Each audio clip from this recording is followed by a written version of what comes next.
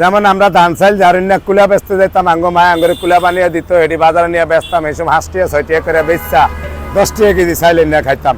হে আমালে আঙ্গ আব্বা ওই মুদি দোকানে বাই খাইছিল সুশীল বাবুর, তো এই বাই খাওয়ানোর উচিলায় আঙ্গ মাতনে জমি রেস্ট্রি করে নিছে। যেমন আমি উড়ানো খেলাধুলা করতে আছি, আঙ্গ আব্বার লাশ উড়ানো হতে রাখছে, 2 মহিলা এক কইতে আছে, হোলাই কিন্তু কইতে পারবো না যে হোলার বাপ মারা গেছে, নাইলে হোলাই কিন্তু এরম খেলাধুলা করতো না।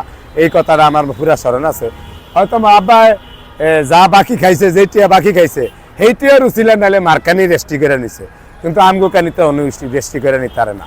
আরে মায়ের জমি ভাইব আব্বার অংশের যে আনি হে আনি, যেমন বউ জামাইয়ের তনে যদি অংশ পায় হে আনি, কিন্তু মারে দিয়া 2-2বার জমি রেস্ট্রি করছে। প্রথম করছে 4 কোয়া, পরে করছে 8 কোয়া, টোটালে 12 কোয়া, 3 36% জমি রেস্ট্রি করে নিছে।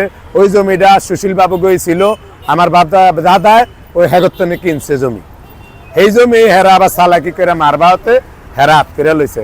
কিন্তু হেন যে আমরা ভাই বোন সোগা মালিক আছিলাম, হেরা মনে করছে যে আমরা আর কোনো সময় আমু না যামু না।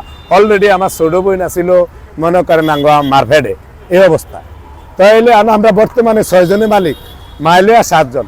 মায় যদি দিয়া থাকে মারটা দিছে, কিন্তু আমগোটা আমরা দেই না।